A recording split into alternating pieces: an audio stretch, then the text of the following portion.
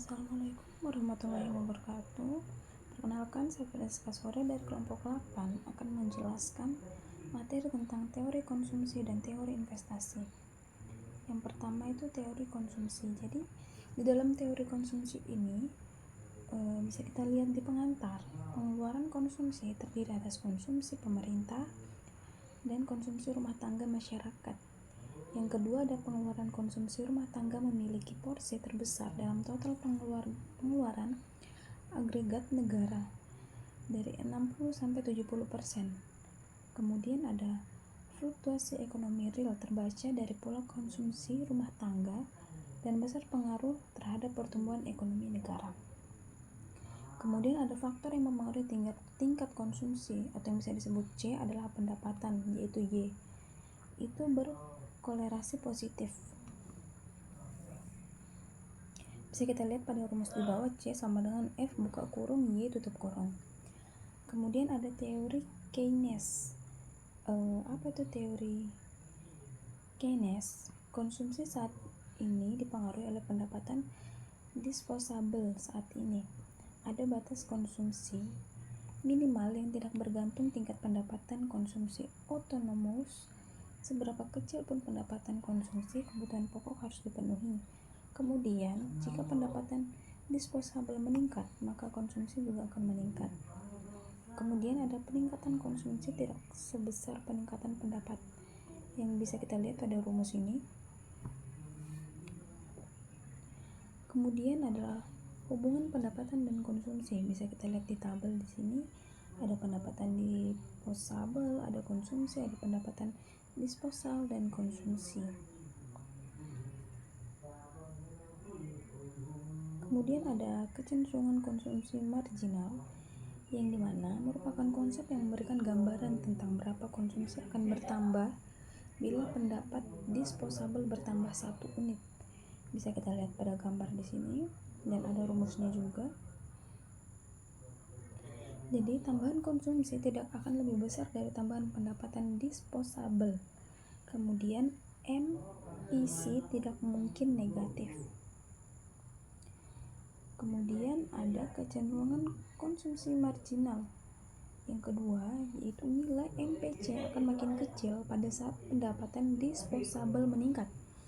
Kemudian pertambahan konsumsi semakin menurun bila pendapatan disposable terus meningkat. Kemudian jika negara makin makmur dan adil, porsi pertambahan pendapatan yang digunakan untuk konsumsi akan berkurang. Mengapa? Karena MPC pada kelompok masyarakat berpenghasilan tinggi atau negara maju lebih rendah daripada MPC kelompok masyarakat berpenghasilan rendah, negara sedang berkembang. Kemudian ada kecenderungan konsumsi rata-rata, yang dimana rasio antara konsumsi total dengan pendapatan disposable total.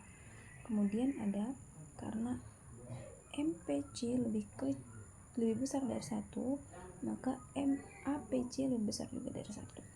Kemudian ada nilai APC mula-mula tertinggi daripada MPC, tetapi semakin lama semakin menurun. Bisa kita lihat pada tabel di sini. Ini adalah MPC atau APC dan ini APC. Bisa kita lihat. Yang berikut ada hubungan konsumsi dan tabungan, yang dimana setiap penghasilan disposable akan dialokasi untuk 2 hal. Yang pertama ada konsumsi dan tabungan. Terus besarnya tambahan pendapatan disposable yang jadi tambahan tabungan disebut kecenderungan menabung, marginal. Kemudian ada rasio antara tingkat tabungan dan pendapatan disposable disebut kecenderungan menabung rata-rata. Bisa kita lihat di tabel di sini. Kemudian ada hubungan konsumsi dan tabungan. Kenapa? Karena bila pendapatan disposable sudah melebihi atas pendapatan minimal, di mana konsumsi sama dengan pendapatan, maka baik MPC tambah MPS maupun APC tambah APS sama dengan 1. Bisa kita lihat pada rumusnya. Kemudian faktor yang mempengaruhi tingkat konsumsi itu ada 5. Yang pertama pendapatan rumah tangga, kekayaan rumah tangga, jumlah barang konsumsi tahan lama, tingkat bunga, dan perkiraan masa depan atau kebijakan pemerintah mengurangi ketimpangan distribusi pendapatan. Yang kedua ada faktor demografi, yang dimana itu ada dua jenis. Yang pertama itu jumlah penduduk dan komposisi penduduk. Yang ketiga itu faktor non-ekonomi. Nah, sekarang kita masuk pada teori investasi. Apa sih teori investasi itu? Jadi, teori investasi, hidup yang terbatas maka menyebabkan perencanaan alokasi sumber daya menjadi sesuatu yang penting. Kemudian, keputusan menunda konsumsi sumber daya atau bagian penghasilan demi meningkatkan kemampuan menambah atau menciptakan nilai hidup yang bisa kita artikan sebagai penghasilan dan atau kekayaan, di mana masa mendatang merupakan investasi. Kemudian, investasi tidak hanya berupa fisik melainkan juga non-fisik. Kemudian ada investasi dalam konteks ekonomi makro. Jadi investasi merupakan konsep aliran karena besarnya dihitung selama satu interval periode tertentu. Kemudian investasi dalam bentuk barang modal dan bangunan. Ada 3, yang pertama itu pengeluaran untuk pembelian pabrik, mesin, peralatan produk, dan bangunan atau gedung baru. Kemudian ada investasi dalam bentuk harta tetap, yaitu daya tahan lebih dari 1 tahun. Kemudian ada investasi bersih, yang dimana barang modal atau bangunan dikurangi penyusutan. Yang berikut ada investasi persediaan, yang dimana umumnya produksi yang dilakukan melebihi tingkat penjualan suatu produksi.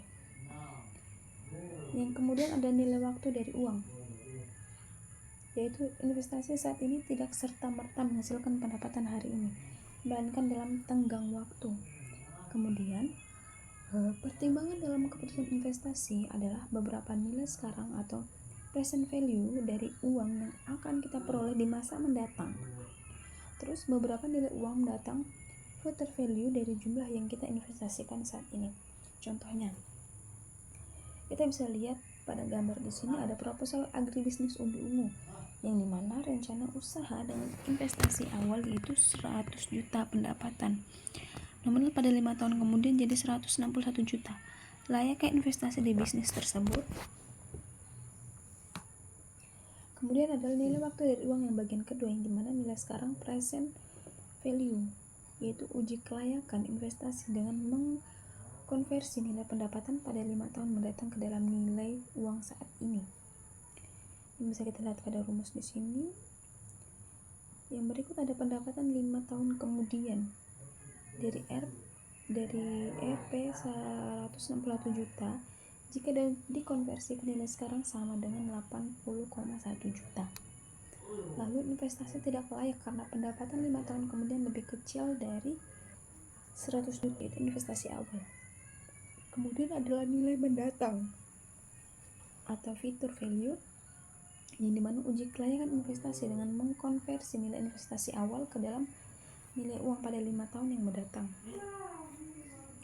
Nilai investasi awal yaitu adalah 100 juta. Jika dikonversi ke nilai pada 5 tahun kemudian sama dengan 201,1 juta. Nah, investasi itu tidak layak karena pendapatan 5 tahun kemudian lebih kecil daripada 201 juta nilai investasi awal 5 tahun kemudian. Yang berikut ada kriteria investasi, yang dimana ada payback periode, yang dimana waktu yang dibutuhkan agar investasi yang direncanakan dapat dikembalikan atau mencapai titik impas. Kemudian hati-hati menafsirkan kriteria payback periode sebab ada investasi yang menguntungkan setelah 5 tahun. Kemudian benefit atau cost ratio, yang dimana mana yang lebih besar antara biaya yang dikeluarkan dibanding hasil yang diperoleh. Bisa kita lihat B per C sama dengan 1, B per C lebih besar dari 1.